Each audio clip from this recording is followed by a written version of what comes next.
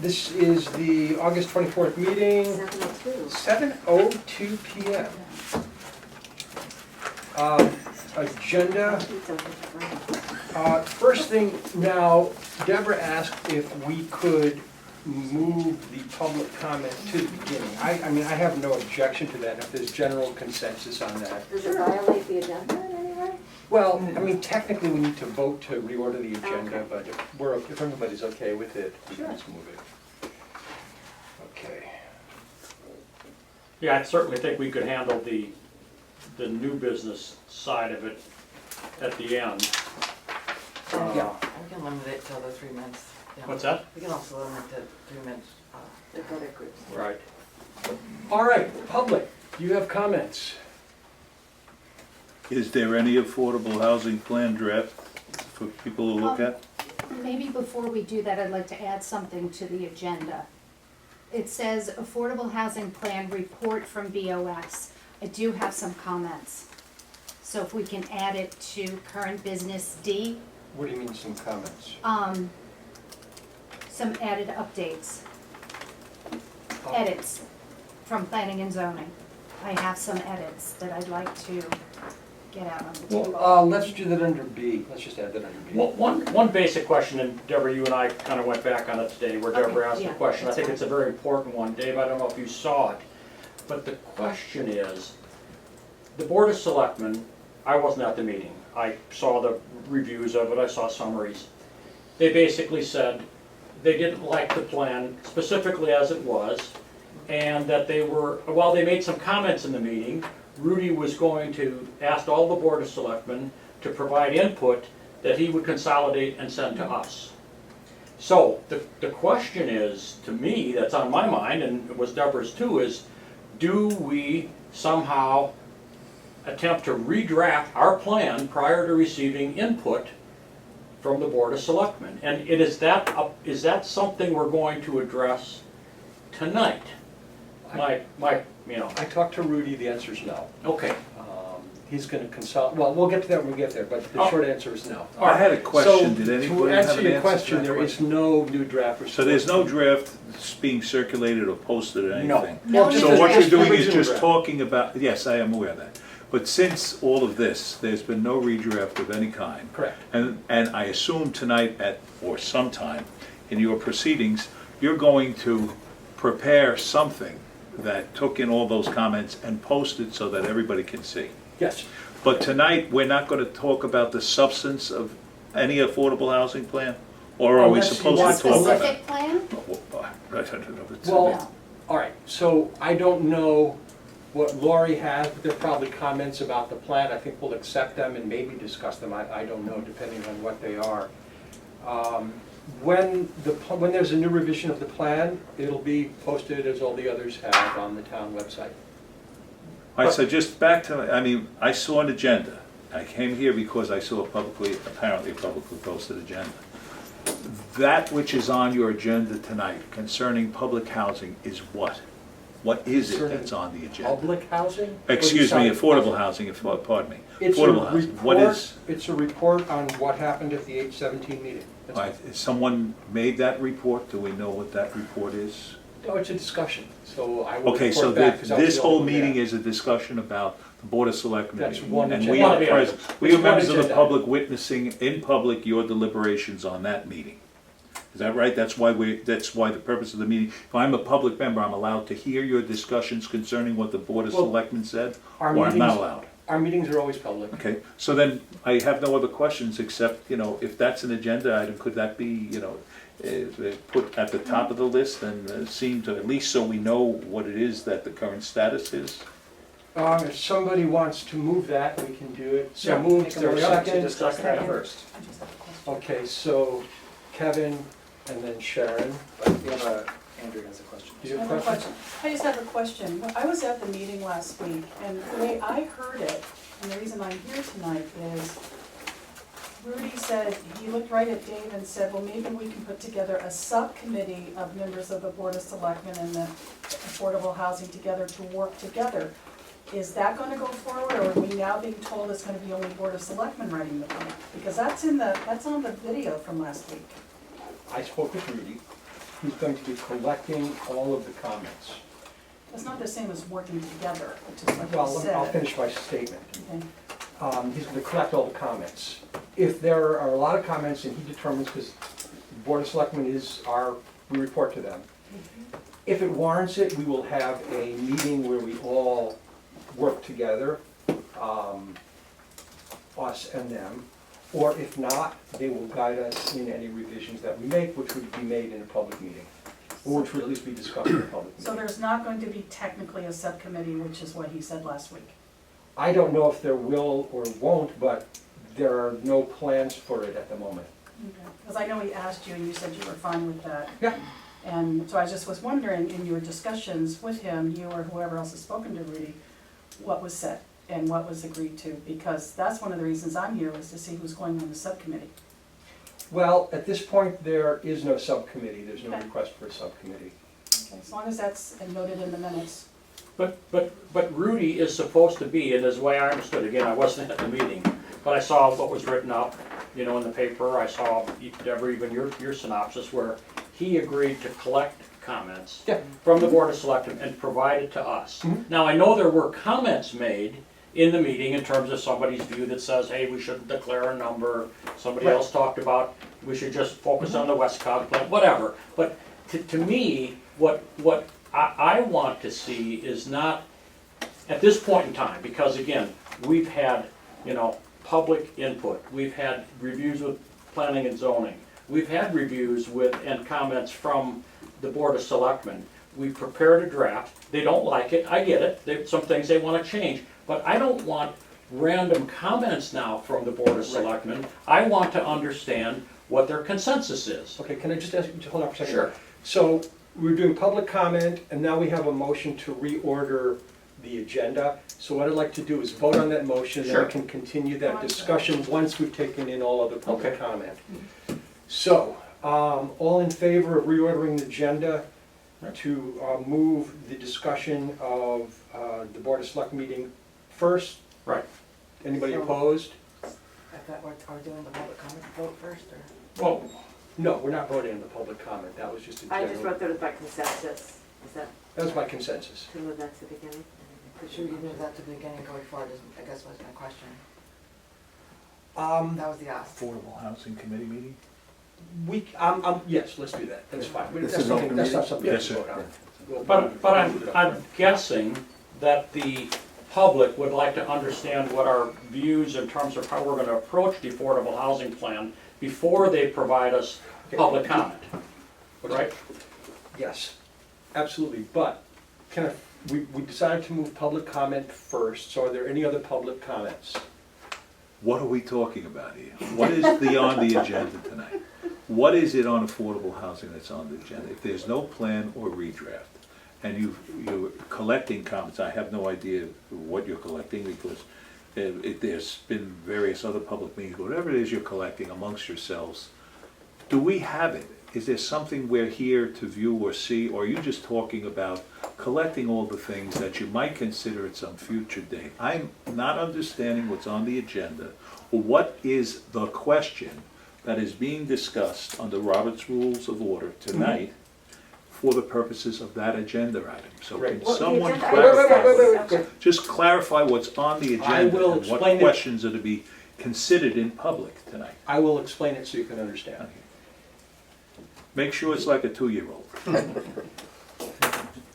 Or a 5-year-old. This is our monthly affordable Yeah, housing I meeting. got it. It's our regular meeting. So there's a whole number of items of business, and that's the agenda. One of the agenda items is an update on the affordable housing plan. That's what the agenda says, update on affordable No, housing it plan? It says says report from 8/17 report meeting. from Board of Okay. Selectmen 8/17 meeting. Okay. That's the way the agenda was All right. posted. So what we're going to do, when we get there, which will be as soon as we finish public comment, is to talk about what happened at the Board of Selectmen meeting on the 17th. Once we're done with that, we'll move on to the other agenda items. And that would include mine. You put it on the same line? Yeah. Okay.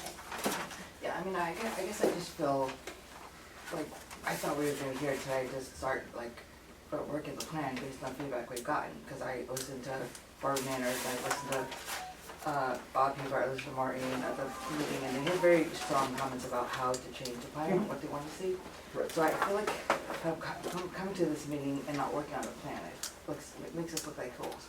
to be honest with you. No, it makes us look like we're following the instructions from the Board of Selectmen, which are to wait until comments are received. It would be So they- premature So to that- begin revising until we have received So the we can't comments. redline everything and send them, like, here's what we Not did yet, based on no. your. We may have some indication from that meeting, in my opinion, in terms of things that are out there, but what I'm looking for, after we've drafted plans, reviewed it with people, done all this, Right. is some feedback as, in a somewhat a level of consensus. I know they haven't voted on So you it, guys- but I don't just wanna hear random things, this selectman Right. thinks this one thinks So you that. guys realize that we've done this before, we've been down this Right. road before with Yeah. our Right. separate. What was That's- Rudy's concern? What's that? Why wouldn't he want any feedback from us? Why wouldn't he Alright. want us to discuss it? That's our job. He didn't say we shouldn't discuss it. All right, let me give you the report from the meeting, for those of you. Can we do public, can we do public comment? Can we finish All public right, I'm comment? sorry. Yeah, Please, let's just keep this under control. Kurt Carr, Public 62, public comment, go ahead. Kurt Carr, 62 Prospect Ridge. You know, the last 6 months for everybody in this room, and certainly for Mr. Goldenberg, has been very painful in trying to put together this affordable housing plan. And there are a couple of reasons for it. Some of it, and fairly or unfairly, Mr. Goldenberg has become something of a lightning rod. And I know you have on your agenda tonight the election of officers.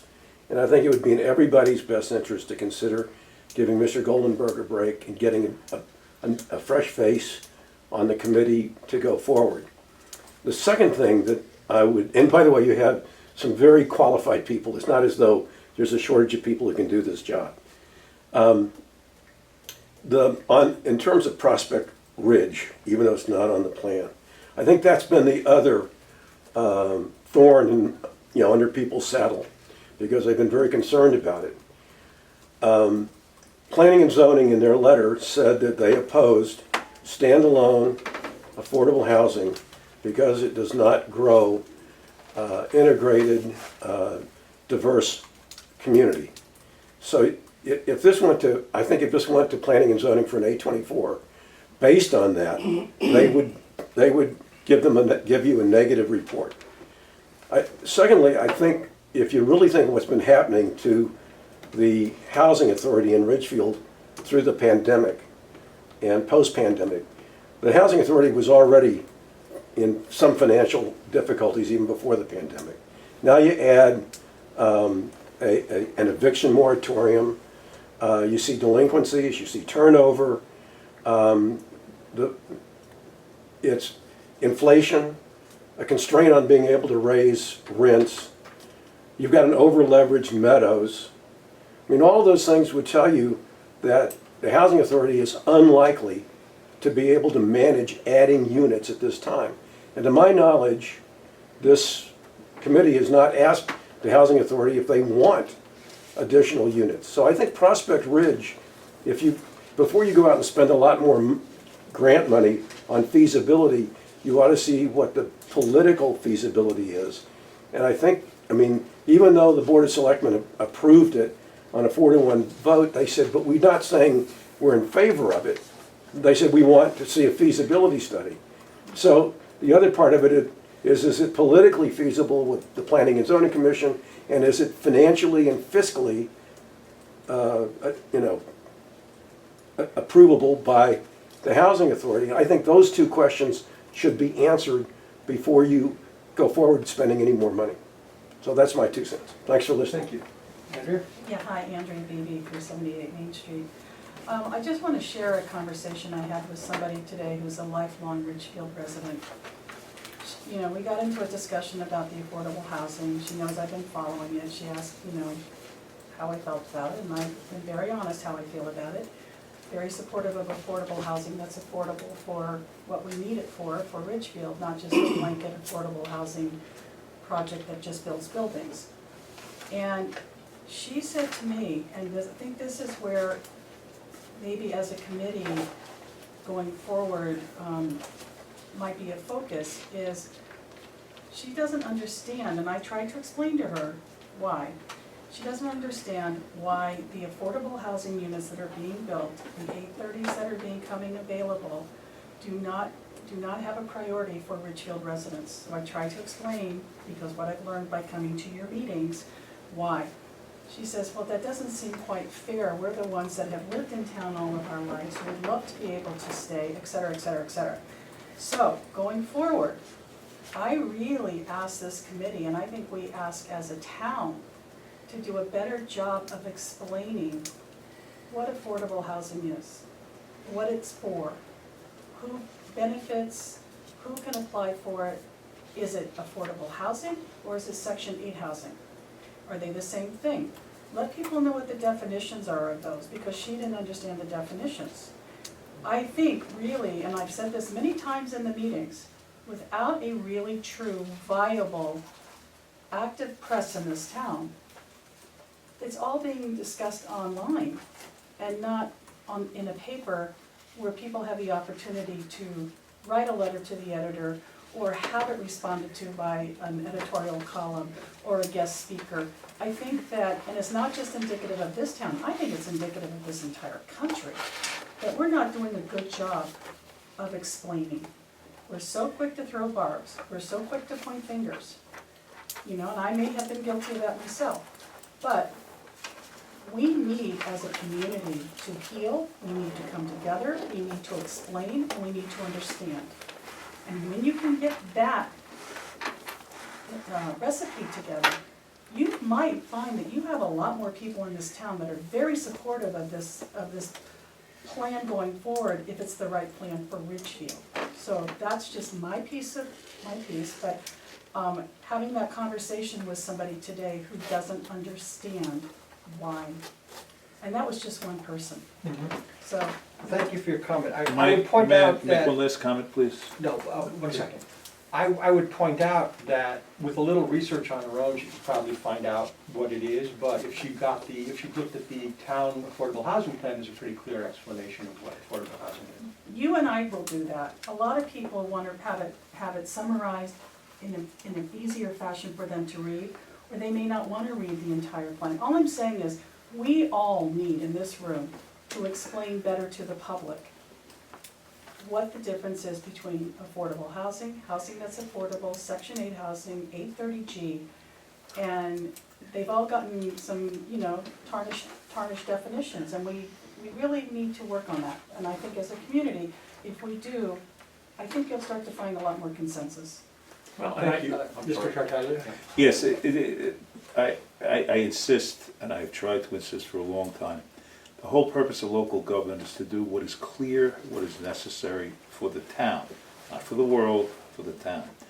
I have still to this day not clearly understood what the mandate of this committee is. According to the statute, it says one thing. 830G says we have a definition of affordable housing. They offer a whole definition of it. They say every 5 years, all the towns in the state have to give us a plan. Our aspirational goal, and quite frankly, constitutionally, I don't think they can do more than just make an aspirational goal, is we want 10%. Now, they gave, as near as I can understand the statute, they ask the towns to do one thing on one definition in one section of the statute and report on what the town feels is possible within a town that has single lane, the two main arterials are single lane roads. What do you think you're gonna do here? I mean, what is this gonna become? It's 35 is always clogged, 35 and 7, there's no roads here to make this town something other than what it is, which is a beautiful place. So if you don't have a clear and specific understanding, or you don't communicate that, then you wander in the wilderness, and what we get is vagueness, and we get confusion, and we get the possibility of people, well-meaning, going off in all kinds of directions. I'm begging you, in a sense of civic government, do what is reasonable and necessary and according to what has been prescribed. Don't wander about. It's as if you were in the military and a general gave you an order. The order has to be, it's mandated that they're trained whatever they are. They're not very good, but their mandate is to be clear, concise, and short. And that person that receives the order is to clearly and concisely follow the order. Don't do anything else unless the rule A, B, and C, and D, in combat, whatever.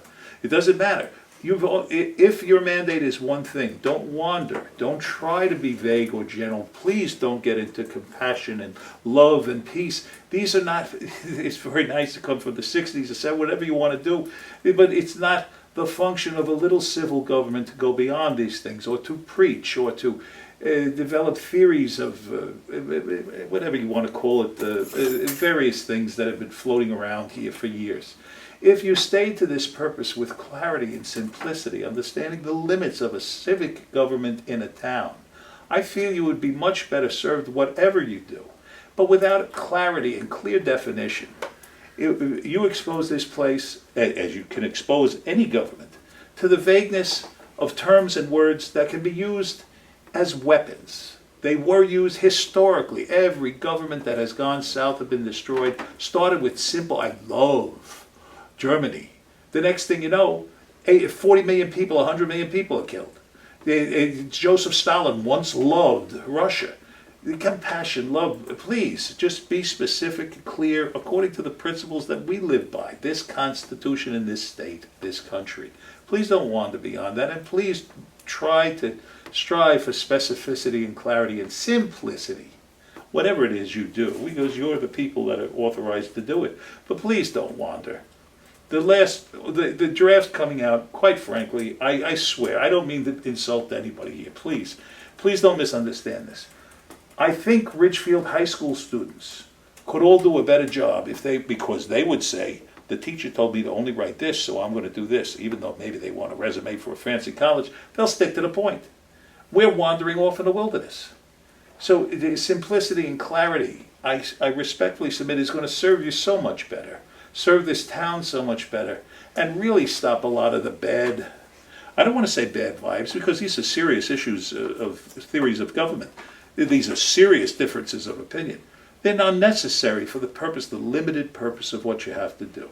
So I'm begging you for that simplicity and clarity, and limitedness, restraint, please. That's all I can say, whatever it's worth. Well, this committee's been around since 1996. I'm sorry, I don't know how long your committee's been around, Mr. I'm telling you, Goldstone. it's been around since 1996, and we took on this project, the Affordable Housing Plan, 2 years ago. So we were charged back in 1996, I don't have the charge with me, but it's much broader than writing this plan. I'm sorry, who gave you that charge? Board of Selectmen, The Board of Selectmen gave you a charge broader than the 830G mandate? you bet. I'm sorry, is that in writing in some document Yes, that we it have we have capable of seeing? I've never Yes. seen it. I don't I've have studied it this with issue me, for 6 months or a year. I've never seen a mandate. I've never seen any but- mandate, Okay, much well, less a just broad because you haven't mandate. seen it doesn't mean it doesn't. Okay, could you specify where it is, or what it It's in is? the minutes. Minutes of? The meeting at which we were appointed in 1996. In 1996. I believe it was April. It's also Okay. in the back of the previous affordable housing plan. And I you will make consider sure that mandate as superseding anything that the Board of Selectmen has said since that day? They haven't changed it. Oh, all right. All right. Number two, what's in the plan was largely prescribed by the state. Have you seen the state's guide to what should be in the plan? I'm not interested in their guide, I'm looking at the statute. I don't care what they guide me to. The state of Connecticut can be considered in some points to be often la-la land when it comes to small towns as opposed to the urban centers of this city, of this state.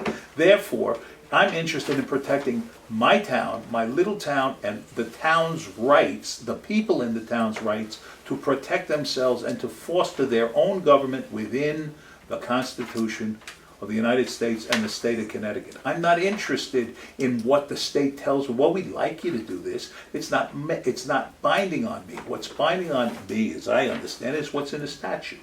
And even that, I gotta say, I hope in the coming elections, they get people who have some kind of brains that reconsider the way this statute has been used and misused. However, that's aspirational goal number 7 for me. The point is now, why do you worry about what they think they want to tell you, what they like to tell you? Why not for yourselves? It's us. We determine. This state was founded on a bunch of towns. Determine what the statute says.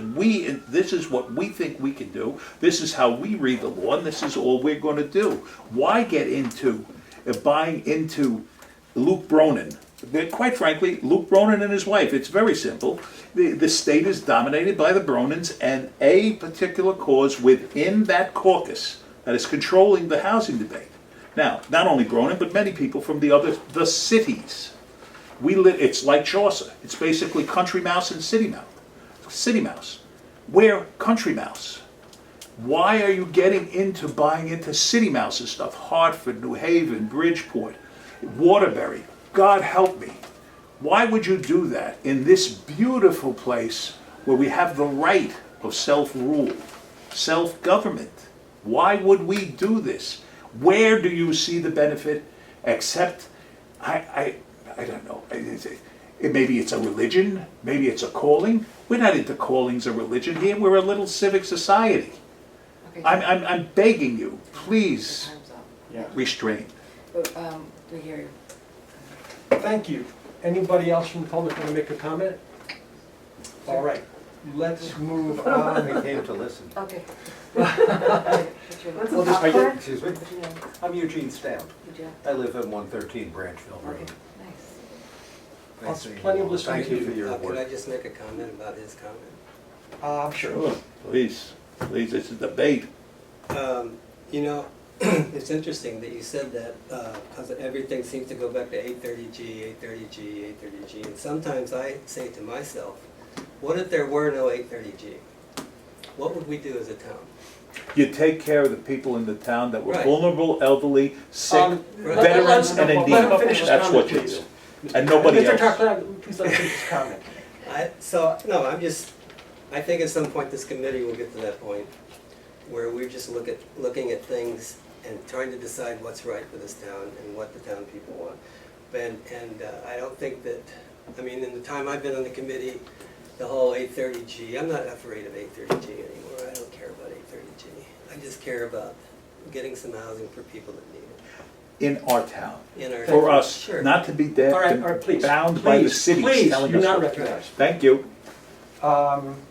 Okay, so first item of the agenda, as we've changed, well, the second item after the public comment was a report on the meeting from 8/17. So I was the only one from the committee at the meeting. I imagine some I of watched you it. watched it live or watched the recording.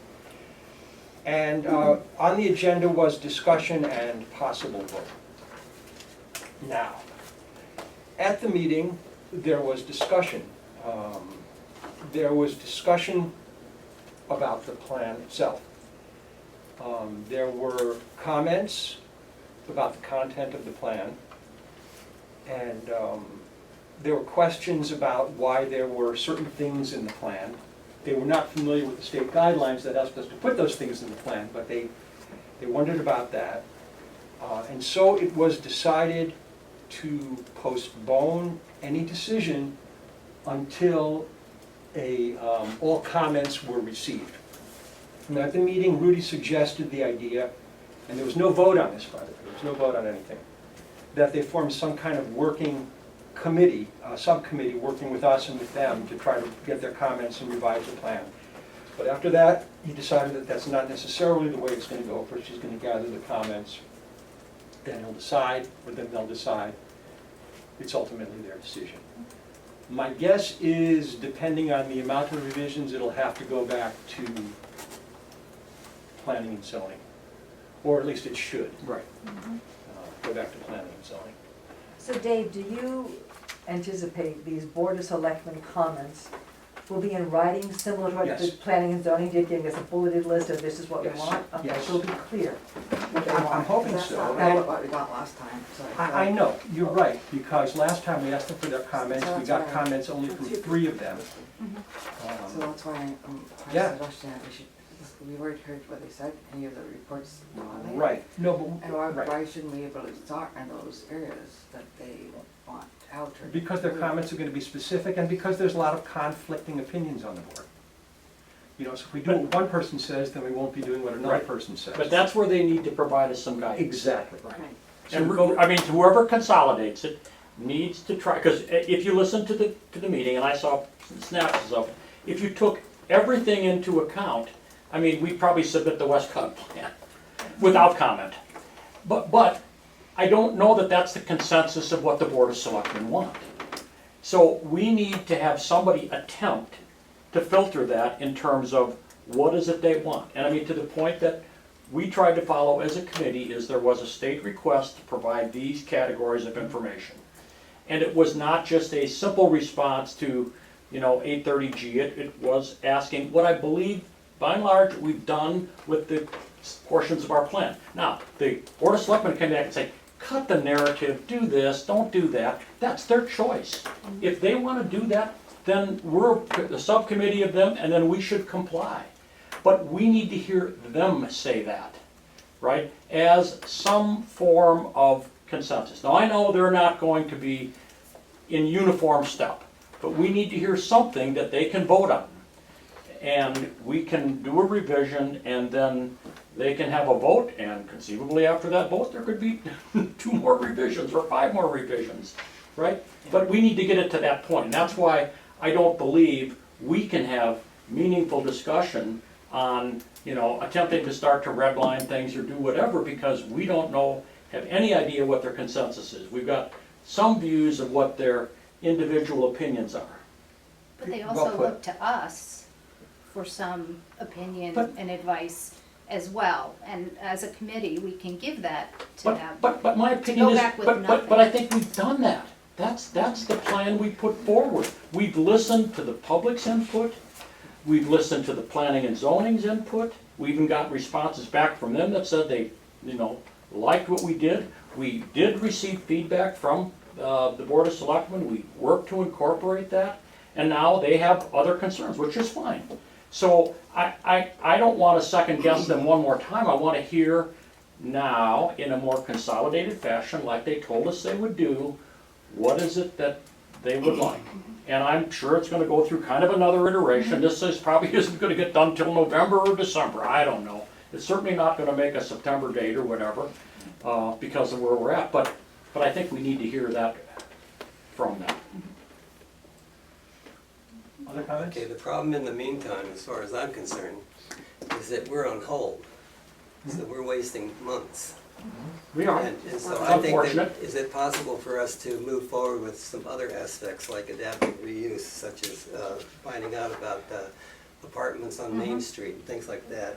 So I would like to, at some point, start discussions on that kind of thing, but I don't think it's on the agenda for tonight. No, let's certainly clear on the I agenda. mean, can we just, I just want just to, add new business to agenda item 24? That's always there to talk about. So I agree with Whit, and I agree with Kent. I think it's not a good use of our resources to attempt at this point to guess what planning and zoning might approve. They need to decide what they will approve and tell us that so we can work according to their instructions. I don't think it's a good use of our resources to continue to try to make this change or that change in the hopes that it will meet what we think they might think. Right. I agree with Whit that there's more that we can and should be doing. This is not the Affordable Housing Plan Committee, this is the Affordable Housing Committee, and we have many things that we can be doing and where our resources would be much better spent. Thank you. Other comments before you move on to the notes that you had? Anyone else? Go ahead, Mark. well, I'm glad to hear that it is going to go back to P and Z. They did not approve the plan. They simply advised and supported it. They cannot approve the plan. They do feel that there's more edits that are needed to be made. They didn't feel they had an option to come back a second time to make more edits. I do have some areas of concern with where we didn't clarify or take their opinion, and that was number 1, the PZ's lead suggestion, which was to prioritize the ideas that are likely to generate the incremental affordable housing units without adding incremental building stock. Did they define prioritize? Yes, and what has been discussed is something that Glenn did with the POCD. It was kind of a plot identifier or a score ranking system.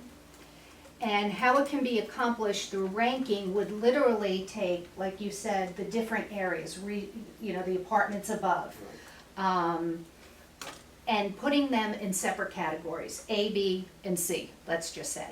The A's are items that would be high-impact items that can possibly be achieved or gain positive results, let's say within 6 to 18 months.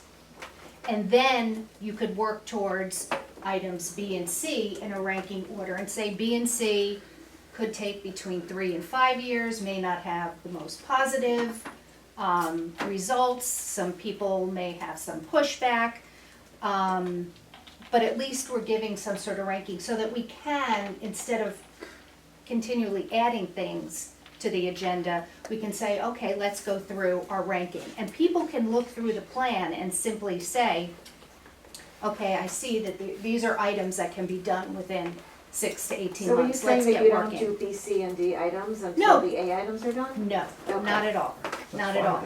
It's, yeah, Because that's what Because I some think that people was the had- concern, right, is some that people yeah, were you no, don't saying- wanna and that hold off. doesn't mean that you stop. It just means that we're being reasonable, Right. saying this is gonna I- take That's 3 fine. to 5 years, I but, understand and agree with your perspective that says some of these things, by definition, are achievable in the short term. Mm-hmm. Some of them, Prospect Ridge, I mean, many would argue should never be done. But the point is, regardless of whether it should be Mm-hmm. Right. done, it is not a short-term item.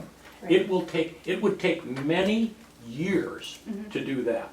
We could do things related to other forms of adaptive Yes. reuse that could be much quicker. So I do think, in a general sense, we could help Rank. kind of categorize Yes. things to not confuse people. But it doesn't mean that means, well, we're only gonna work on the No. A items and we're gonna ignore the C items because, you know, and so Right. as we got that understanding of prioritization, which I think was consistent with what Rob had indicated. Right. Because he, you know, and because there was a consensus that said, look, if we rank things, we only work on the first one until it's complete. Well, there were some Right. people who felt that. I way. And understand Rob that. did not. Rob did Right, not. And you're Not. saying you Yeah. did not too, But, right? but I do agree that we should acknowledge that some instances, and I think it would help ease some concerns, because even if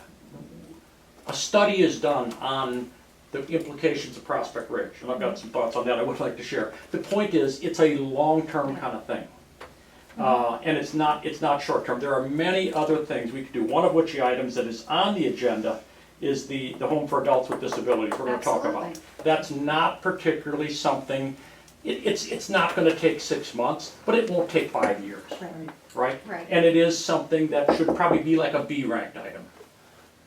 Oh, knock on wood that it wouldn't take 5 years. oh, Well, I does hope that it mean would. something? Note that Kevin knocked on the table. All right, well, that's fine. You know, we were, part of the complaints that we heard were that the Planning and Zoning Commission told us that we should exhaust possibilities A before we looked at Right. possibilities B. And that's not. That was No. not my understanding, Right. and it's good to know that But that's I not their like Lori's understanding. characterization of it. Yeah, I think yeah, most of us that's do. fine. Okay. All right,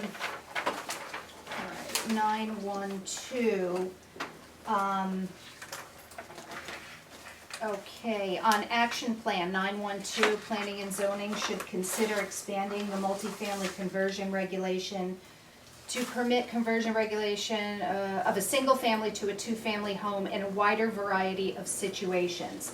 They wanted the rest of that left out. And evaluate potential other regulations that may foster additional middle housing. You heard that from planning and zoning, I'm sorry, Yes. I don't, so you got it. Yes. Okay. Is that a written thing, or did they write that down, or was that just what they were talking about? No, that's what they were talking about, Okay. yeah. So there was that one, and form-based codes, 915. There's an edit page, edit on that. Planning and zoning should explore the possibility of introducing form-based codes in selected areas. But what was not taken from their notes was, it needs to be reworded to protect, maybe even combine, I'm sorry. It should, though, consider certain use compatibility issues and used broad-based requirements for infrastructure, services, and amenities, including parking. So what they're saying is, they're okay with the form-based codes, but our definition here, as it's explained in the action plan, leaves it open, because form-based planning is basically, they don't care what you're doing on the inside, Right. Well, but I mean, as long as it there's looks good varieties on of the that. outside. I mean, there's still obviously some things you're not gonna have. So I think to Something protect as us there. immoral as a cannabis establishment, let's say. Or worse. But that's what they're saying, it should consider these compatibility issues and use based requirements. So that there are certain, like brothel, I don't know. Just to protect, you never know, we always say, could never happen. And then the 9.21, which was for, it says assisted housing, that we need more assisted housing.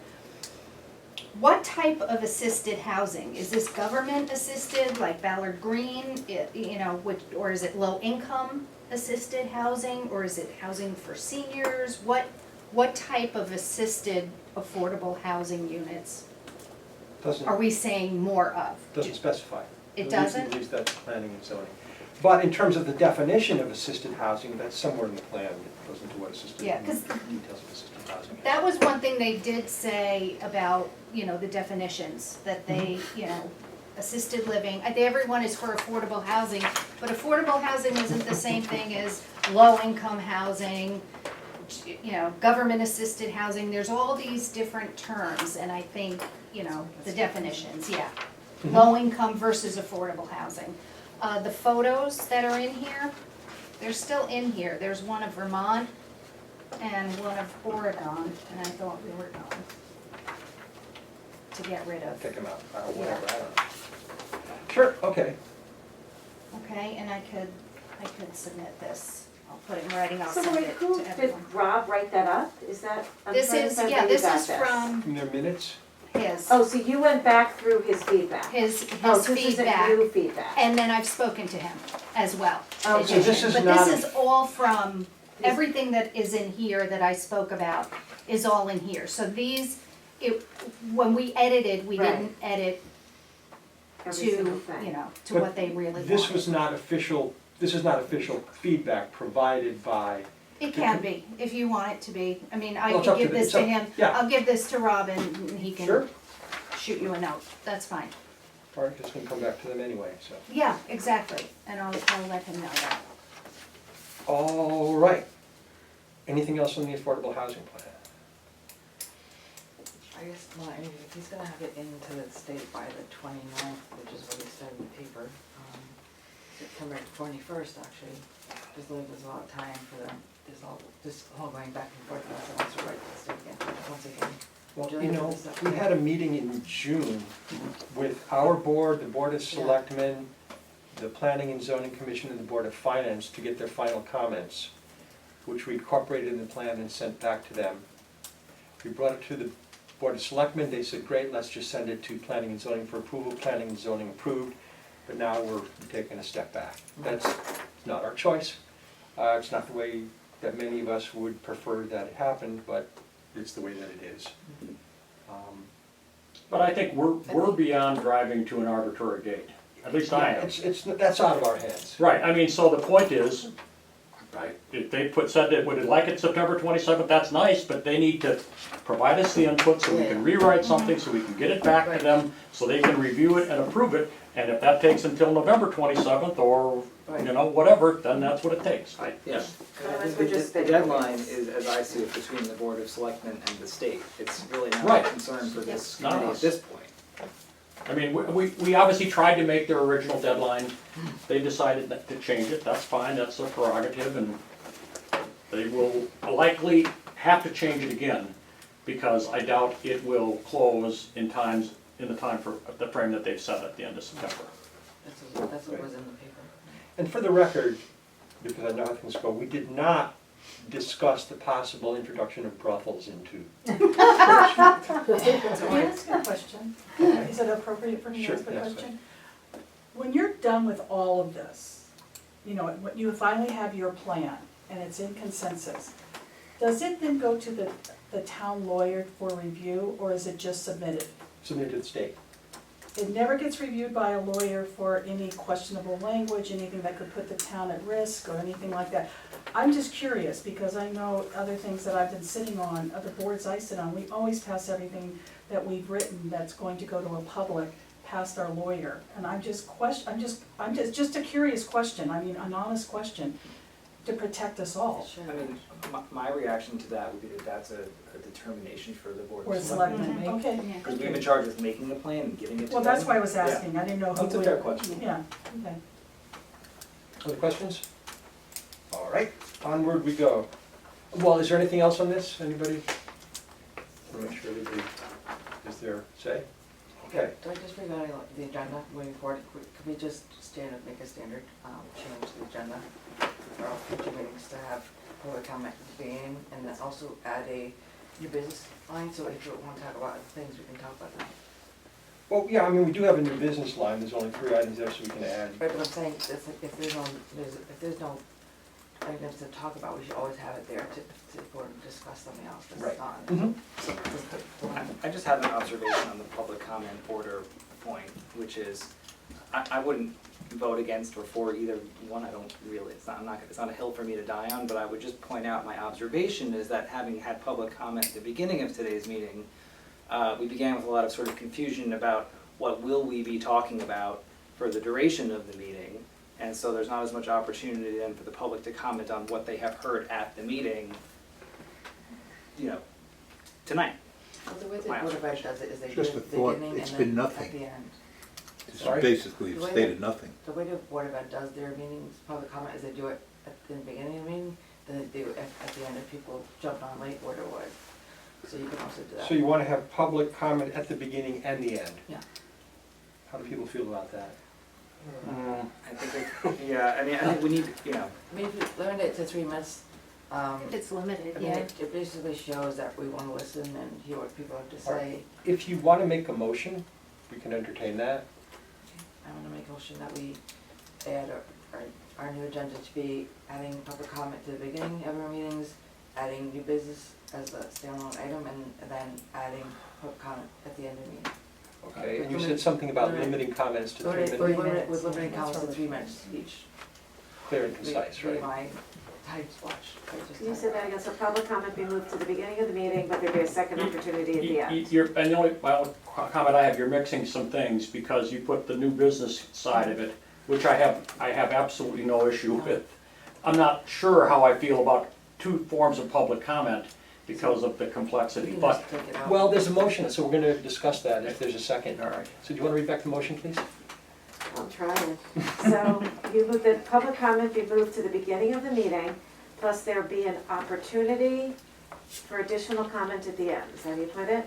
Yes, limiting to 3 minutes. For Well, 3 additional, minutes, and then it'd be 3 minutes. limited to 3 minutes. And- That all public comment be Public limited to 3 minutes? Comments. individual public comment or, Yes. No, Yeah, individual. at the end. Individual public comment. well, 2 times, so 6 minutes per person. Yeah. I guess, yes. Public, I propose that the motion be divided into 2 motions, one being the motion to include new business at every meeting, and the other motion relating to adding public comments at the beginning and at the end of every meeting. Okay, will you accept that? Exactly. Okay, so the All right. motion is amended. okay. 2 motions. So there's 2 motions now. So the So the first new motion, business was right. The new business was pulled out. Right. And made its own motion. As a separate motion. Yeah. Or maybe, thought you were going to say that the public comment should be 2 parts. One is that No. we move it to the beginning, and second, that we do 2. right. Okay, 2 opportunities. So the Okay. motion on the floor is that we allow 2 periods of public comment at the beginning and at the end of the meeting with comments limited to 3 minutes per speaker. Got it. That's the amended one. Yes, is that correct, Deborah? Yeah. All right, is there a second? I'll second. Okay, Laurie seconds, discussion. Well, my only concern is, I think we had some helpful initial public comment to help clarify what we're gonna talk about. So that was, to me, important. That should be, in my opinion, quite concise. Maybe it's just a question in terms of, I wanna make sure I know what you're gonna talk about tonight. I don't think the majority of the public comment should be done up front, because I think the people need to hear what we're gonna talk about, to hear that. Now, so I would suggest, if we have two pieces of public comment, maybe the first one is limited to a minute per person, and the second one is given 3 minutes or 4 minutes. I mean, in other words, Give it's more more, time at the it's more end. clarifying stuff up front, and it's more, you know, substantive stuff at the end, just so we don't hear the same thing twice. Or hear a lot of discussion before we've been able to express our opinions, because we want to go through our agenda and not, have the public comment, tease out every aspect of the agenda. If you say, are you going to discuss this? Yes, we are, right. Oh, if you're not gonna discuss that, can you edit the agenda? Okay, we'll discuss that. But as opposed to, now I've heard everything you said, and I want to now give you my thoughts. I think those kind of things should be at the end. The clarifying kind of things might be up front. I think that would be helpful to have two sections of public comment that are that nature. But I think the upfront one should be more time limited, less time limited on the back end, and I think it would be more efficient. That's my So 2 we cents. can't have a second motion No, until we no, vote no, on the we're still first. discussing. No, I'm the discussing, motion. it's not another That was thing. Ken's Is that comment. allowed? I said that you proposed. What's that? Is that allowed through Robert's rules? Do we have to take the 3 minutes? No, he's just making a comment, he's not Right. offering an amendment. I'm not offering an No, amendment. I'm just asking the suggesting. question, because what he said is he wanted us to make the first comment shorter than the last comments. My question is, Don't. is that allowed via Robert's rules to not make the comment consistent at 3 minutes? Sure. I mean, there's no reason that it not be, we can set whatever rules you want on public comment. Did you get a comment, Ken? I mean, just keying off of Ken's comment, I wonder if maybe the real way to do this is a moment at the beginning of the meeting for the public to ask questions about the procedure and strictly limited to the agenda. And then Right. public comment about the substance of what is discussed at the end. Right. Personally, I do get concerned about, like these meetings can stretch into 2 hours. Today I actually have to run in like 2 minutes, but we need time to get done with our agenda, and if we spend 30 minutes at the beginning of this meeting Right. working through public comment and what is the agenda and, which item should be first on the agenda, it gets hard to get through our work. So I would be in favor of opening the floor to questions about what is on the agenda today at each meeting, and then public comment at the end. And that's basically what I'm suggesting. I agree. Other comments? I'm just concerned about, what if there's 20 people that want to say something? And what if they say it twice? And that's 6 minutes times 20 is 2 hours. Well, I do think, to that point, we need to have a start and end to our meeting. So, I mean, Yeah. the upfront public comment can be no more than 10 minutes. The closing public comment can be no more than, 30 minutes, whatever it is, because we need to preserve an Yeah. hour and a half of time to have committee discussion. It can't simply be public comment, because there's, Yeah. it's, P and Z did that. I think that the meeting ends at this time, right. and that's when the meeting ended. Right. So I think it's incumbent upon us to leave adequate time for public comment, but that adequate time does not have to be unlimited adequate time. Right. And, I don't know if there's, we've really never had a real issue with that. I don't think, well, I mean, maybe people would feel they left the meeting and didn't have a chance to, express themselves, but You can write a letter. we've normally let people, talk at length. But, Other comments? I walked in today, when I saw your proposal today about moving public comment to the beginning, I thought, well, other committees move to the beginning, why not?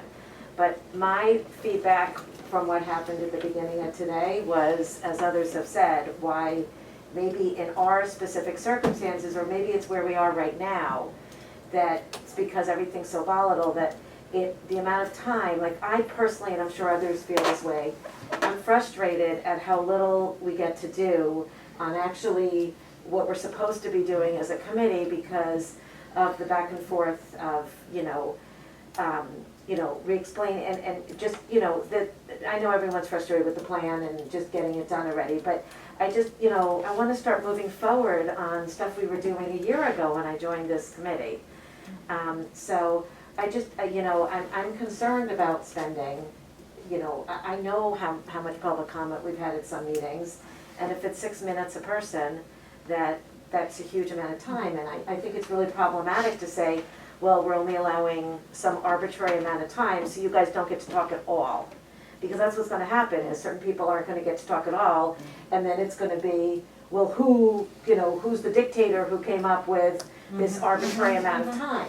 I mean, we know where this is going, so we can't limit the number of people that can speak. And I don't think it's fair to, because if somebody wants to speak, I wanna give them the opportunity, but if everyone gets to speak for 6 minutes, everyone can't speak, Well, that's why I think we have to say, look, up front. I mean, again, I'll make it up. I don't know how precise we have to be, but I'll give it for relative. Upfront comments are a minute apiece, up to a total of 10 minutes. Yeah. Closing comments are up to 3 minutes apiece with a total of 30 minutes. Yeah, that's what Board of Ed does. Right, so the point is, we know how much time in total, and God bless them, as many people that can speak in that period of time can do it. And, somebody's gotta be the watchdog on somebody that speaks 5 minutes and is chewed up other people's time, but. I agree, we have to be mindful So some of our people aren't agenda. gonna get to speak We're at here all an then. hour today, If and we the hit only the- thing that we've right. done is hear helpfully Right. from If we Lori have about 30 Duke's minutes. comments, the only thing we've done of substance today. So So, to add my comments to this, I think people should always have a chance to speak. I think the worst thing is when people need to speak and they can't. So I'm fine with it, we do it in the beginning and the end. I think time limits are important Yeah. because people have a tendency to make a point and then make it over again, and make it over again, I have no problem. and then make it Usually over the clock. again, and then make it over again, yeah. So, would you consider offering an amendment to the motion proposing what you suggested? Yeah, I We mean, have to vote on this first though? No, this is offering an amendment, Oh, okay. and I didn't Deborah think can you choose could. to accept it or not. Oh, If she okay. chooses not to accept it, then we vote on the well, I think we motion should as allow two sessions of public comment, up front, 1 minute per person, up to a total of 10 minutes. And at the end, 3 minutes per person, up to a total of 30 minutes. And again, I'm not, so that's specifically what I would Yeah, if suggest. there is that much, yeah. Right. So, Okay. Now, will you accept that as an amendment? So the Right. last part was, I'm sorry, that the total public comment is 30 minutes at the end? Up to a total, right, And what about 3 the minutes up beginning? to a total of 30 minutes. And 3 is minutes it, are we each. limiting the front end or no? We're sitting with one, One One minute, minute, because up it to should be 10. more, up to 10. up to 10, okay. So it should be more clarifying kind of things, hey, what are you talking about tonight? We want to make sure we're clear on this, so it's worth our time staying here, because we thought you were going to talk about this, you're not going to talk about Right, that, and then they I'm can out of leave. here. Right. It's also a fact that anything that can be said in 3 minutes can be said in 1 minute. My only question though is what if more than 10 people want to comment? What happens to them? You're out of luck? I would Do they have another challenge? I think that's like a discretion of the chair kind of thing. If Okay. it's, Yeah, I you know, mean- if it's 11 o'clock Yeah. at night, no. If it's only, 8 o'clock, Okay. fine. Can I just say one other quick thing? Of course. What if people were given the opportunity in writing before the meeting, if they have a question about what's going to happen? They submit it before the meeting, and then you could read them. Oh, they and can you always, could they review can them. always do People come that. But it would be quicker than a minute if we, especially if 3 people ask the Well, same I think, thing. and I'll Okay, disagree, but Okay. I think we have to be careful not to demand that that's the only way that somebody Okay. do it. Okay, I was just But thinking. obviously they're another free to do that, option. Okay. so. I kind of like that idea though, especially before the meeting, maybe after the meeting. Because to you be know free. before you walk in, if you're going to have a question about the agenda, the question could be, what's going to be discussed at Well, the. Then people have to come with paper and pens and. Okay. They don't have to, but Okay, I don't wanna create more work. RAHC at ridgefieldct.org. Right. Anybody who needs to write to the committee can do that. And we can put that on the agenda. Let's move on if it's Yeah. okay. Okay. Um, I just thought it'd be So much fun you with that. accepted the amendment, is there any discussion? Now, there doesn't have to be a vote on the accepting of the amendment. Or there doesn't have to be a second of that. So, discussion. Any further discussion? All right, let's vote. Do you want to read back the things, read back the motion so I we're hope clear? it's correct. This is the first one. So, I'm gonna say that Kent proposed that the amendment be that, we amend the motion so that public comment be limited to 1 minute at the beginning and 3 minutes at the end, up to 10 minutes a total for the initial comments and up to 30 minutes in the end comments. Is that okay? And maybe I'll put that for a total of, I'll consolidate it the other way. All in favor? All opposed? It's unanimous. I will note that Kevin was not here. Okay, the second thing was about incorporating new business.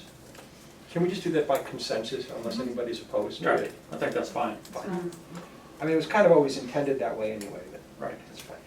All right, next, officer elections. So, Deborah pointed out, we're due for officer elections.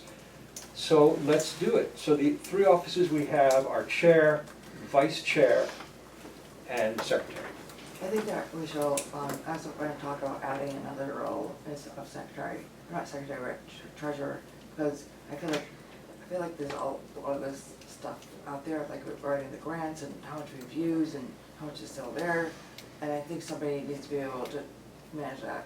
We don't have any money, it's not our money. Right, I mean, Wait, I know it's not our money, but what I'm saying is, we have an account, this is how much we've been given, this is how much we've been used, somebody can share that, in their, even though there's not a lot of activity, somebody can share that as a treasurer at one of our meetings. Doesn't have to be monthly, it could be every quarter, but I mean, it gives somebody else on the board the ability to see where the dollars are going and how they're being spent. Do you want to make a motion? Yes, I wanna make a motion that we add a treasurer position to the committee. Is there a second? I'll second. Laurie seconds it. Discussion? well, to your point, I'm not sure it technically fits the meaning of a treasurer. Yeah. I'm not against the notion Financial, that somebody tracks our Finances. funding kind of things. I guess we can call it a treasurer, it doesn't trouble me. I hope we have somebody that wants to step up to those kind of roles, because it was, we ran this committee for 2 years, I think, with just, a chairman and a secretary. We added a vice chair last year. Now we're adding another one, but in any event, that would be my thought. I'm not against it, I just don't think it's more of a financial, reporting position than a true treasurer that implies you. Financial reporting, can you call it that? Yeah, Financial reporting? It doesn't matter, we can call it treasurer. Does that have to be treasurer, because we have no money to treasure, but we can call it financial reporting? It could also be a committee, it doesn't have to be a title. Yeah. But we don't have any money, so I'm trying to understand what the role. Well, we have had a couple of grants, right? So we've had 2 grants, and of that, how much has been spent on each one? But that's, For transparency, does the residents see that? Because it's on the agenda? Like the residents will see a report from the treasurer, For the financial reporting? financial. They would just speak to it at the meeting. Okay. So for example, if we've got $50,000 left from the feasibility study fund and nothing's been used, we're still at $57,000, that's it. Well, I do think one thing we could say is, like for instance, the remaining, state grant. We could say, we have released a request for another $8,000 of that to be released, right? So the point is, we need to, we requested a $3,000 tranche right up front, right? So at some point in time, there's another tranche that's, requested, and that should be the role of this to kind of say, how much was it in total? What's been requested and spent? What's in process of being requested?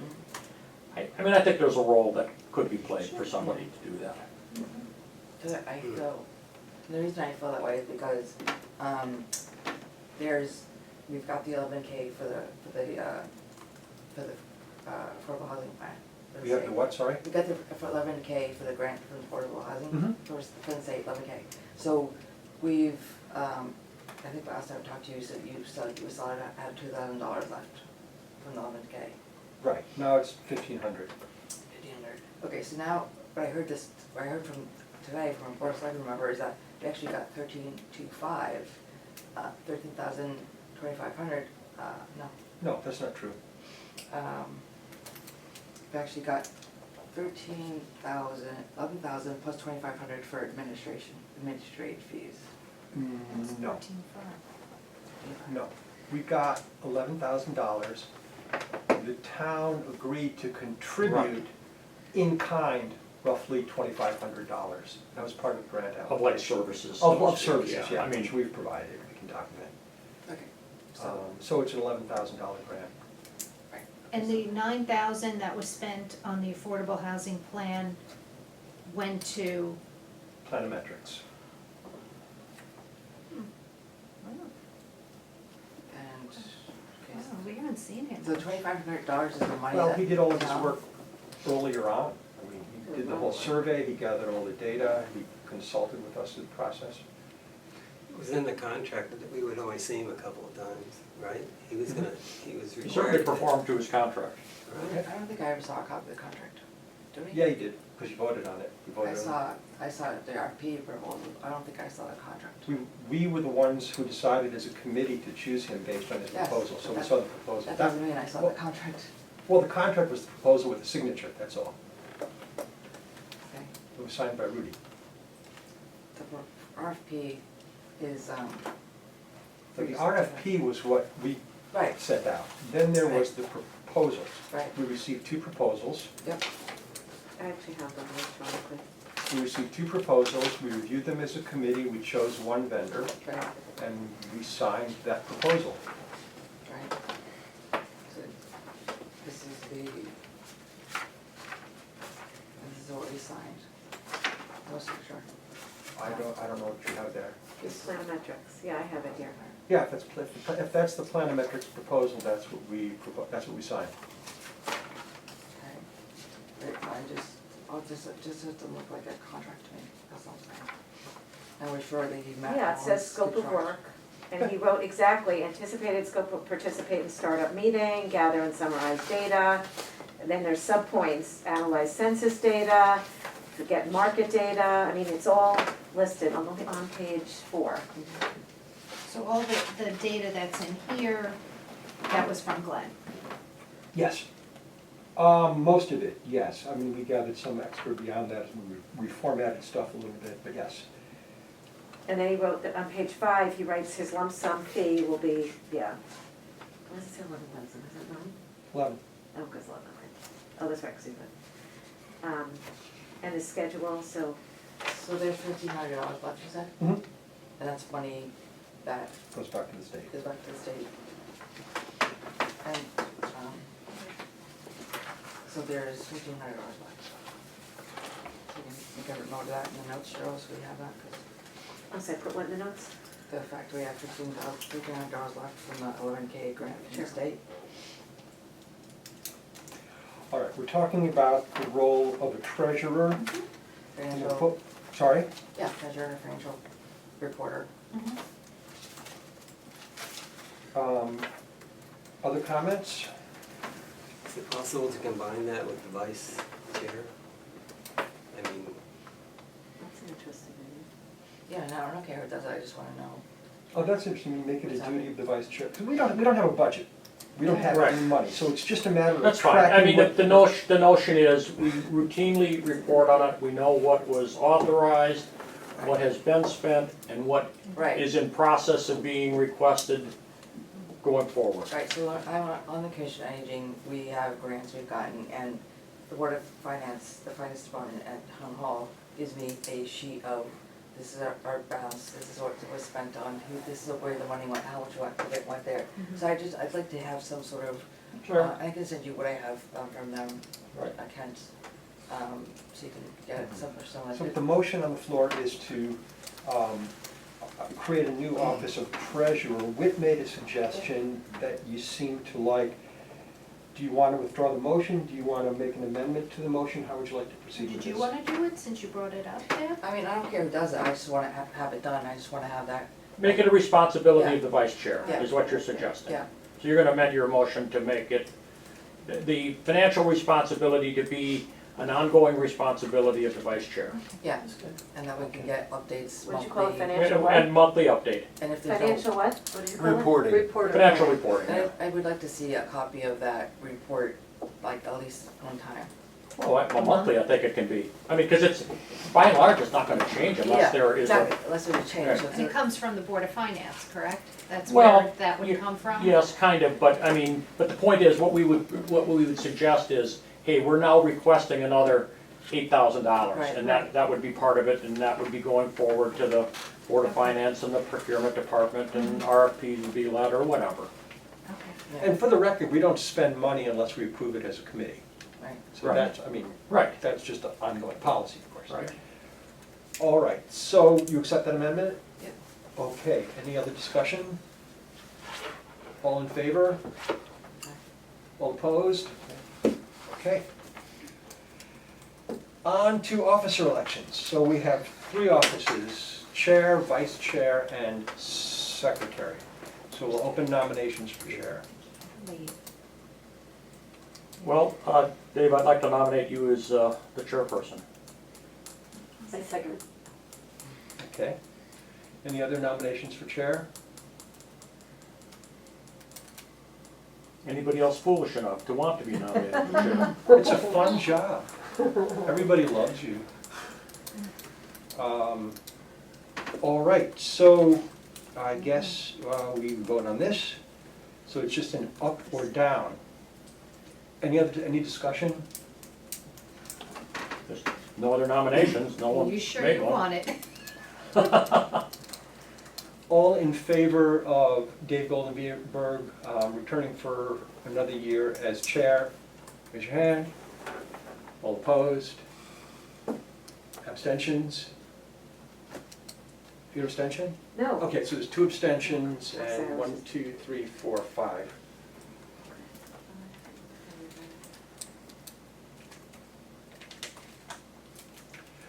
Let's move on to vice chair.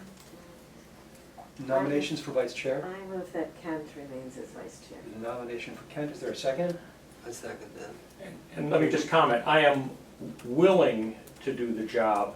I would be happy to relinquish it. So if there's anybody else that would like that job, raise your hand and I will nominate you. We all roll under the table.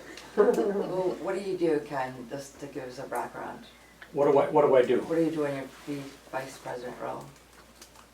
I'm sorry. Your vice What role? is the role? What is your role? What do Well, you do? I mean, in theory, it's to stand in for the, for the chairman in situations of absence. I guess I interpret it as such to be another voice, Right. hopefully a strong voice on the committee, because I'm reasonably vocal, and I would hope that whoever wants to be the vice chair would want to have, willing to express their opinions publicly, whatever they may be, right? I So, hope you will accept the nomination, because you are more than vice chair, you are a partner in conversations. We talk often once or twice a week. When there's an issue that comes up, we discuss it, and I really rely on your counsel. Sure. Because you have the experience of leading organizations, and you belong to a different party, right? from the ones many on this committee belong to, so. He's your yang to your yang. That's one way of putting it. So Dave, I thought you were an independent. I am an independent. So Republicans are the opposite of independents. Okay. So I would hope that you would accept the nomination. Are there any other nominations? I mean, I might be interested at some point, but maybe not just yet. Well, say when. All right. All in favor of Kent Rohrer as vice chair? All opposed?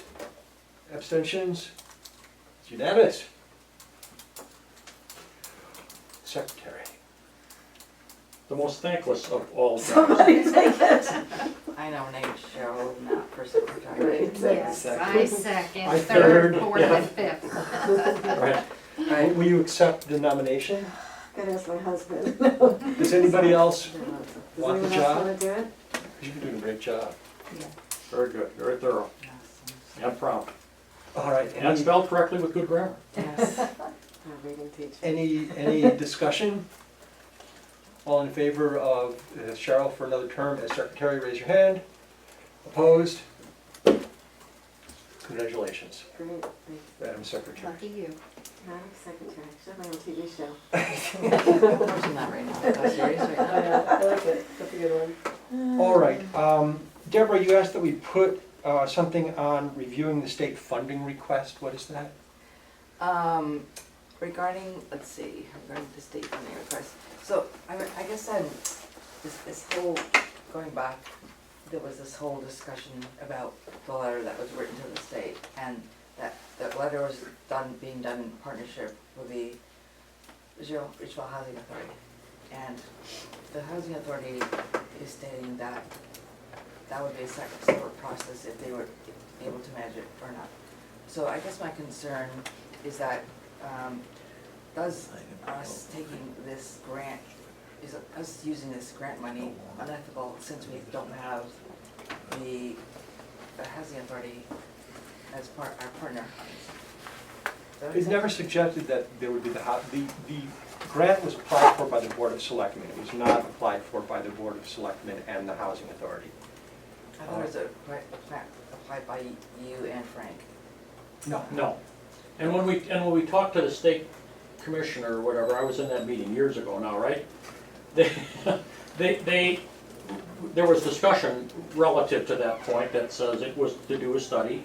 We even got conceptualized things that says this may or may not be, run and managed by the housing authority. It could be private, source, whatever. I mean, it was not tied in any way in our discussions that we had in discussing the grant that it was, by definition, something that was going to fall under the housing authority. That was never tied to it. We never had those conversations with the housing authority either. However, this has come up many times. What I would suggest is that if we're going to proceed with this, that we contact the state, the Department of Housing, to double check to make sure they're okay with this, because we've heard this again and again. That's fair. Yeah, because I just don't want to be, I saw it again today, I just want to be, I don't get accused of something we should have done down the road. I want it to be very clear and concise, and Yeah, we'll double check with them. They're I probably wondering what happened. Yeah, right.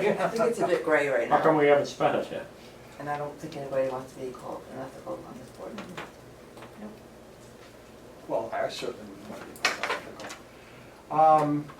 Okay, you also, anything else on that? No, so somebody will follow up, who's gonna Yeah, follow up? I'll write a letter to the Commissioner of Housing. I'll just send an email just confirming that if it's not in partnership with the Housing Authority, does that materially affect the grant?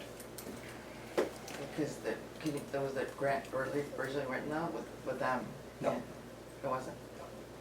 Okay, I thought it was. No. And again, everybody had the grant application to look at. Yeah. All right, you also, you want to review communication? Yeah, I just want to talk about, like, I don't know, I just see there's so much stuff going on online, people talking, I had gone through FOIA training, and now it's set up again for this month, or next month. And I don't really think we should be, engaging in social media personally, and I think that if hopefully this FOIA training we have in September reinforces that again.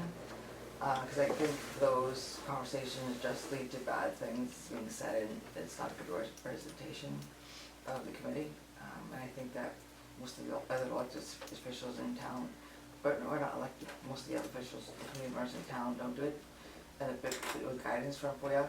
So I just recommend that we Refrain from social media?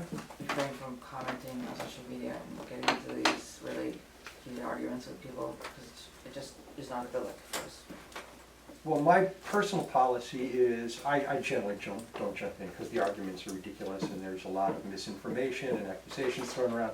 But when somebody makes a statement that's not true, I feel an obligation to correct it, because nobody else will. But then it gets, that leads to more and more and more and more stuff. Well, I try not to take the bait on that, but I think muzzling ourselves makes absolutely no sense at all, because then that hands the microphone to people who have no respect for facts. All right, well, we'll see what the training says again next month. I do recall Tom Hendricks saying, don't talk on social media, it's just a bad move. And I think that, like, there was an article, last article in the press, you did an interview with her, and you indicated in your article that the P&Z was unanimous, and it wasn't, because it was a 7-1 vote. It was 7-1. Okay, in one of the articles you said it was unanimous, but I'll take, I guess what I'm saying, the whole communication things, we want to make sure our facts are correct before we start communicating things to the press, to the public. What was incorrect? The unanimous, I don't know if it was the reporter that got it wrong, or if it was you that got it No, I wrong. put in I had heard unanimous. Well, I was quite aware of what the I knew it was- vote was, so there's no reason I would have said it was unanimous. Yeah, maybe it was a mistake on the reporter's It part. could have been. I think that's another mistake they made that they corrected. I don't remember, I saw an email about it, that they apologized. Oh, yeah, that was a big one. That was about, Oh, that the Oh, public was there was gonna gonna be vote a on it. referendum, They wrote yeah. that the public was, we were gonna have a public referendum that on the was, we had to plan. do some And the- data, I don't know where they got that, but we had to do some So I damage think there's control new on that. reporters there and, Yes. yeah. There's a new reporter. Actually helps. Oh, exactly. Actually helps when you watch the meetings and cut the meetings as opposed to like reporting blind, you know, doesn't really help. I think this one sat in the meeting the Yeah, whole time. yeah. I was watching it. So, Okay, anything else on that? Any other comments? Anybody want to say something? All right, so let's move on to current business. I'm sorry, one last thing. Okay. I also put a request into the town that we all get our own personal emails for housing authority. So, like it'll be Deborah Fritzchini at RHA's, whatever, research.com. And I covered you guys on a request because I think that you all should get one because, you know, at the end of the day, you're communicating with Dave who's using his town email address, but you're using your personal email. So you don't want anybody to be able to go into your personal computer and personal email to, if somebody requests a FOIA, you want to be able to have the town email address to utilize and do all your communications that way. Right.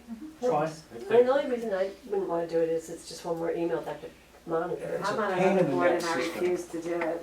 It's a pain in the neck system, I but already have that's what you five. want to do. It's a Yeah. pain, I mean, I'm doing it, I'm just letting you guys know the benefits of doing it. It's optional, Yeah. I guess, so if it's Yeah. optional, it's fine. There's no rule that I know of that requires it. No, I just asked for one person. Sure. If Anybody else? if it's offered, we can each consider whether we want it or not. Yeah, I Sure. haven't heard have they said yes or not? well, yes, we're just gonna send it to Andrew, because Andrew was out last week on vacation. Okay. So he said he's gonna send it to I'll Andrew. think about it. Okay, any other new business? Let's move on to current business. The web presence. So, we had conversation this morning, Cheryl and Sharon and I, about this. And does one of you want to bring people up to date on what this is about and where we're going with it? Let me do it. Sure. Well, yeah, it was our second. We're actually meeting every other week. We have it proactively put in the schedule. And we just talked about the content that should be on the site. On our and- site? On the site, yes. Our site. And it'll be the joint site with social services. It'll be joint, right? Social It'll services? be our page. No, it would be ours, but it would have information, because it would be on our Pertaining to page. that. It would have Okay, because we information. initially had it somewhere written joint, okay. So it would So is define, it housing authority or our? Ours. it would be ours, so Or it would be our housing site, committee. it would be It's our an site. information Because site. RHA stands for Regional Housing Authority, that's within the, It's somewhere it was written, it was joint, and that's why I thought I had gotten it wrong, so, No. okay. Well, I mean, but Okay. it's our site, It's our but they're site. providing information for it. So one of the things is that we would actually define the different types of housing, so that, when I was thinking of it when you were at your comment, Andrea, that we could actually send somewhere, some people to a place where we were even gonna include thumbnail photos of the different types of housing, what the qualifications are, how you apply, so everything would be in one place, as clearly and concisely as possible. It would also include things like housing for adults with disabilities and the elderly, which obviously is an overlap, because Ballard would appear in two places. And natural occurring housing would be a big part of it. And loan assistance programs, so this is outside of, creating more housing. We agreed that we were going to talk about perhaps a partnership with local realtors who wanted to be involved in helping to place individuals who are looking for housing, someone we could send them to. And rather than just us asking people we happen to know, I actually contacted the Northern Fairfield County Association of Realtors. The head, like, got on the phone when I said what I was calling about. They're going to put it in their next newsletter. So, and he actually had a really interesting point that it's actually gonna be twofold. One is going to, he thought initially what I was asking was that we give them this information that he can give to realtors, so if realtors come in contact, they can refer it out. But he didn't realize that we were also offering to be the referral source. So we could actually have a list of realtors who have said, you know, we're willing, because I think some realtors really don't want that, you know, that population. And he also thought it was more traditional affordable housing as opposed to naturally occurring, and so I meant, right, and he thought it would just be rentals. And I think that there's a misnomer out there that it's about, you know, either A3G or just about rentals, but it's really about affordable, housing that's affordable in any way it, you know, it occurs, whether it's deed restricted or not, in city or not, whatever, so town or not. So, he thought it was a great idea. He's gonna put it in their next newsletter. He asked me to summarize what we wanted and also didn't even know what our committee did, and so I did send him a letter. He's going to, as I said, you know, write up something and put it in their next newsletter. So hopefully we'll have some realtors who come forward who are interested in partnering with us. And right now, I think a lot of them might want the business. That's great. I mean, it would be great to have some realtors who are interested in. And what we might be able to do then is like have a work session or training session with those realtors to help them understand what affordable housing is. That would be great. That's terrific. Yeah, so Great. he was really into it, and so, Wow. and ADUs I didn't mention, so that would be part of it as well. So anything that's just naturally or deed restricted or, you know, and affordable in any way, you know, for whatever reason.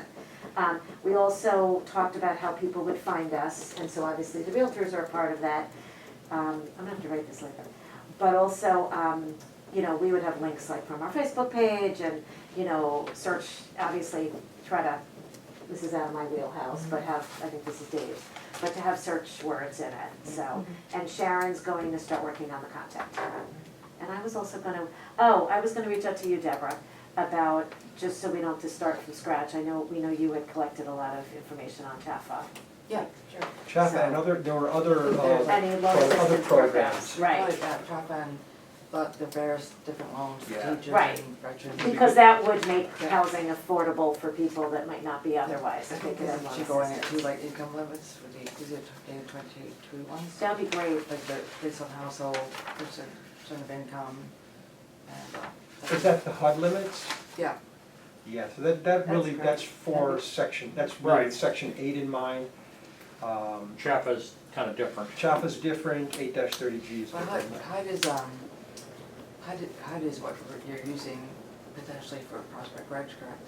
Right. Well, we use their median income data, but the calculations that they do are somewhat different. They do, I think, 30 and 50%, or 30, 50, and 60, I don't remember, 40, 50, 60, which is different from 8-30G. So the Right. income limits are different based on program. Yeah. What, 330G allows 80%, but the others. Well, it's 80 or 60.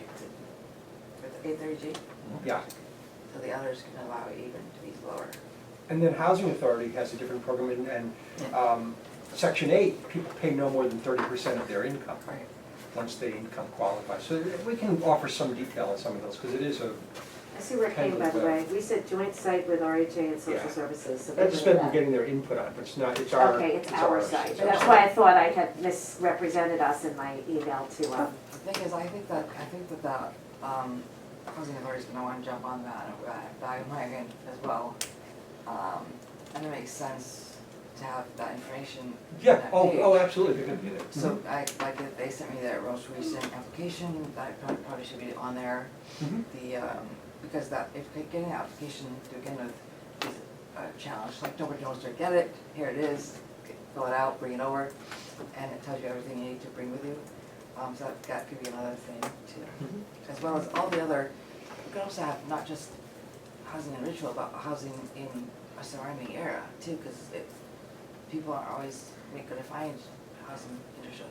So right, and giving actually, options. one of the points that the Fairfield County group that may have made is that if he would not just limit it to Ridgefield Realtors. Yeah. That it's Northern Fairfield, and they're actually based in Bethel.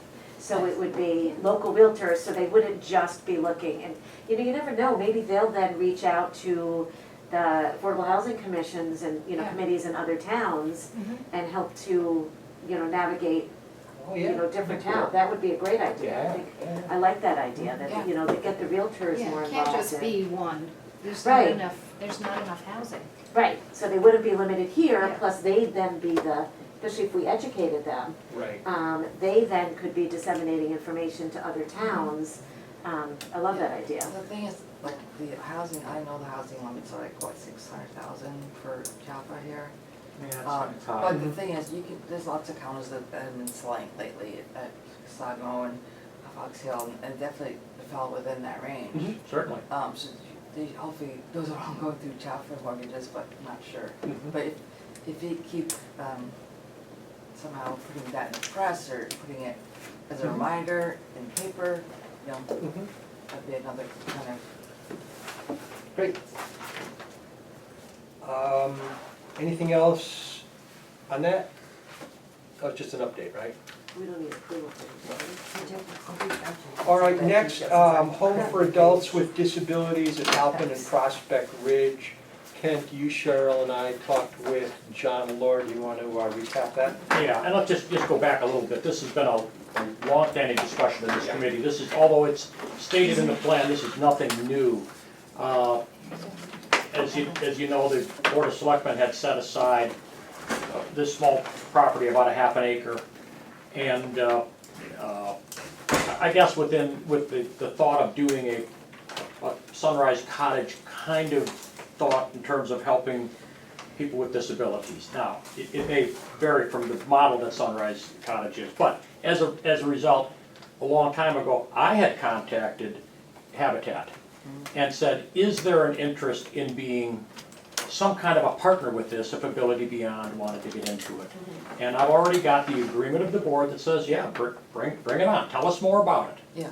So that has been set.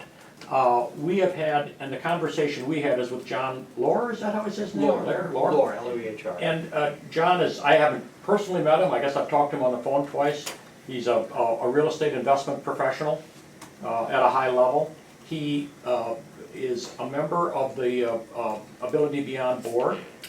He is a past president of Habitat for Humanity in its early stages, and Habitat for Humanity was involved with Sunrise Cottage in kind of a fundraising perspective years ago. That, Sunrise Cottage started in this committee. Right, okay. John Lohr, who was the president of Habitat at that time, Okay, came to this committee, and we were talking about ways we could work together, and he suggested, why don't we do something like Sunrise Cottage, and that just kind of took off. And then John was also the first president of Sunrise Cottage Foundation. okay, right. So he has a lot of background on it. So the bottom line is, the three of us met with John to just try to get this to the next level. And John agreed to basically kind of put a straw man out there, or maybe multiple ones that said, how could we possibly use this property? And the notion is probably that it is some level of mixed use for people with disabilities, affordable and or market rate, depending upon how the thing can come together financially.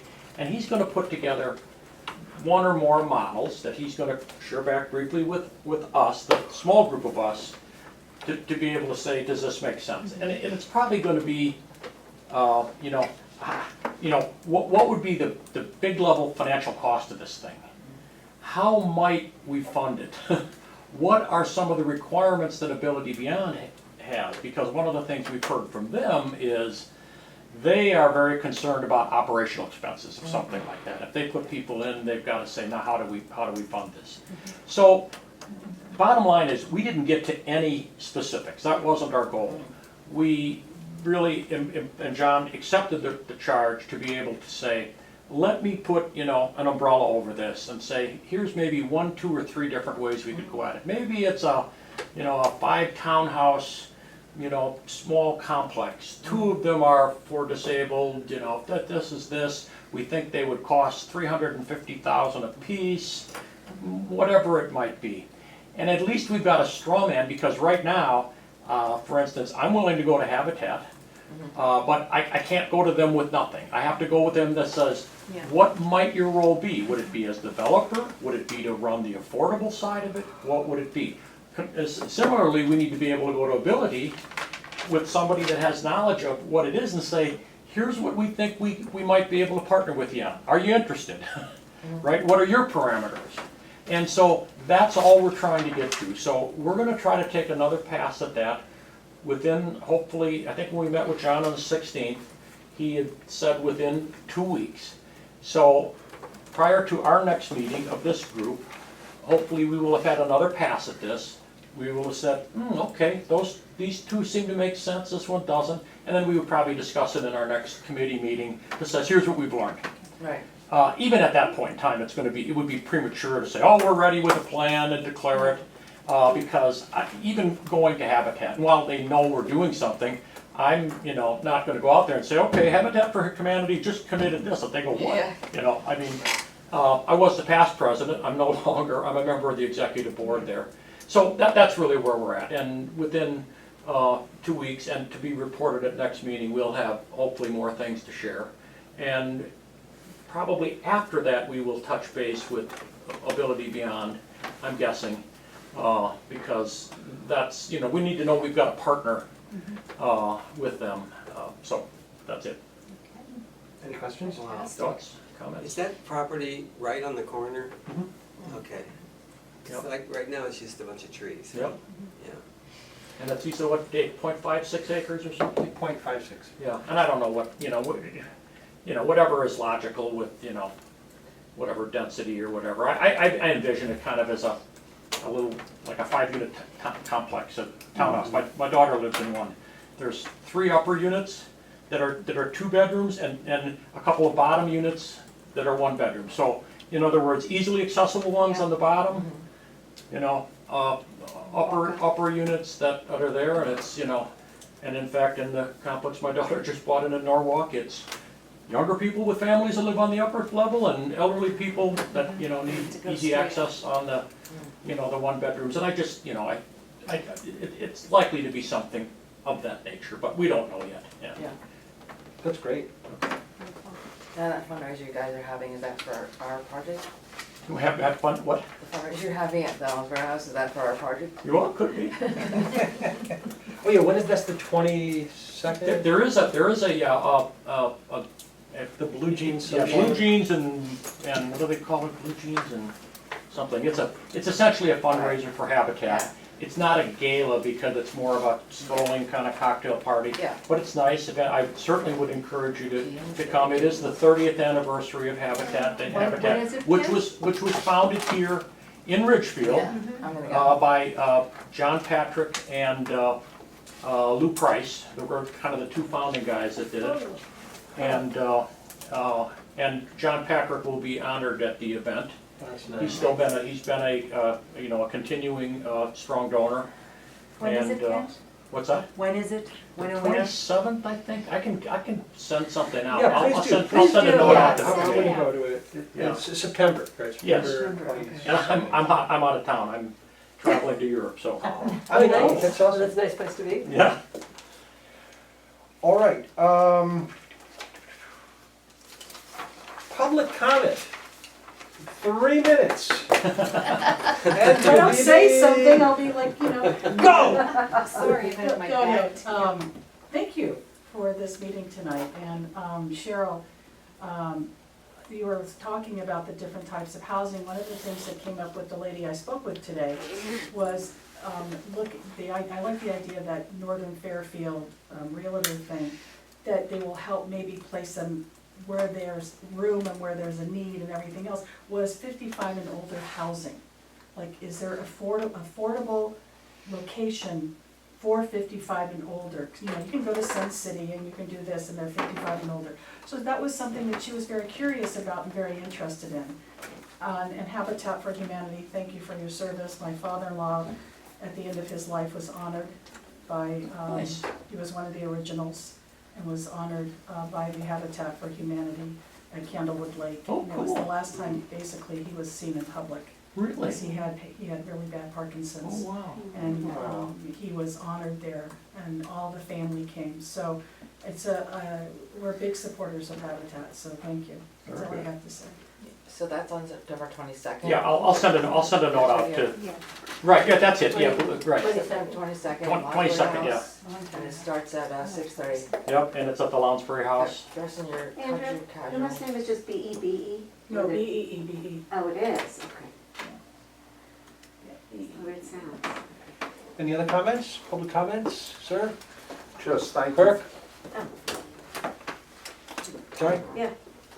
I just came to observe tonight, appreciate your work. Would you mind giving us the name again? I know Sure, you said Eugene it. Stout, S-T-A-U-D-T, live at 113 Branchville Road for 23 years. And I recently retired from the property management business, working for other companies for 35 years. I've been to, I just did a little math as I was sitting here, I've been to about over 1,500 of meetings like this. Oh my Where I'm God. on the, where I'm the managing agent and an officer of the board, et cetera, et cetera.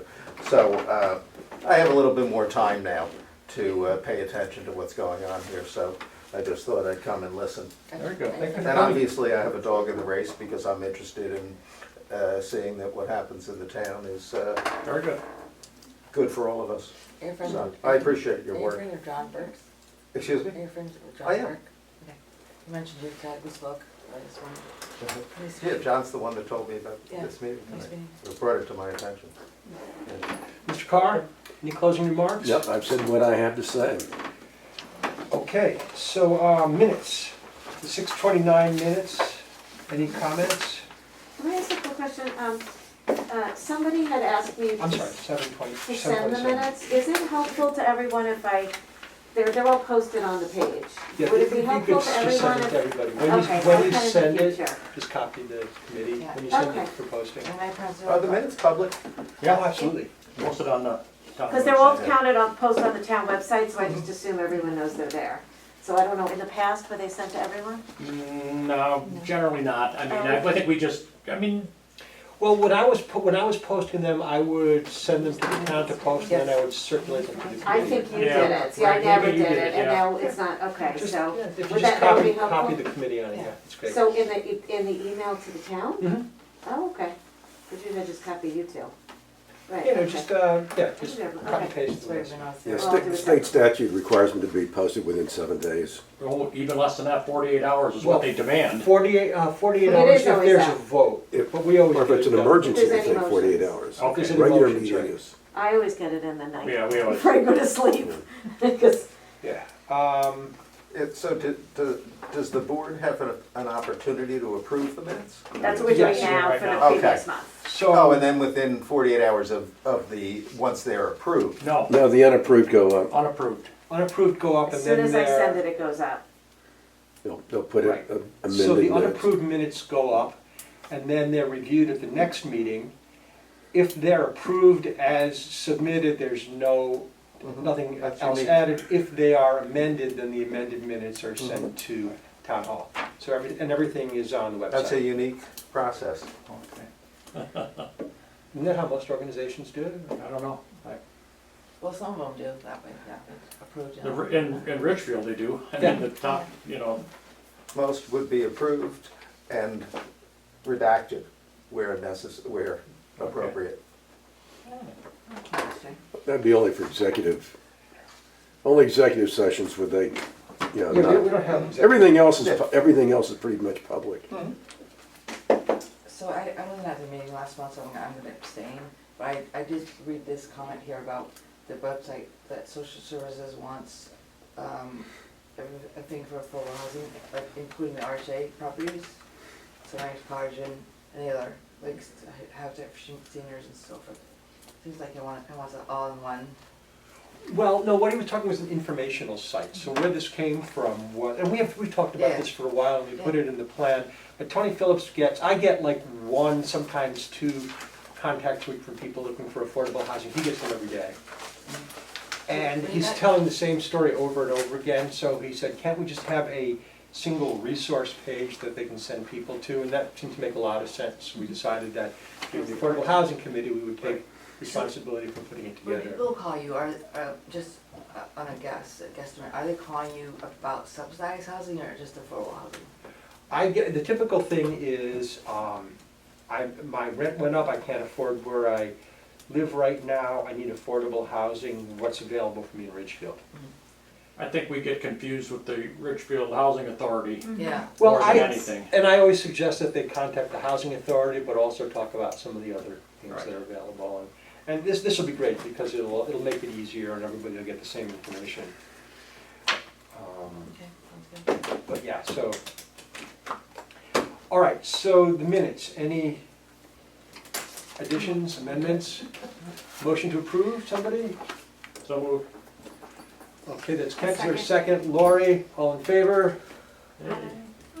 Deborah, you're at one abstention. Yeah, I wasn't there. Okay. I had COVID. Oh, you did? Yeah, that's why I wasn't there. Me too. All right, I was on the phone. next, the shavasana of motions, motion to adjourn. Oh, no, let's keep it going. 1, 2, 3, 4, There's 5, eight, there's 6. 8 here now. Yeah, because Kevin left. Kevin Okay. So you left have one absence. before the, abstention. before the, nothing else, yours. Motion to adjourn. Okay. Lori, second. Krista, all in favor? Aye. All opposed? All right, we are adjourned.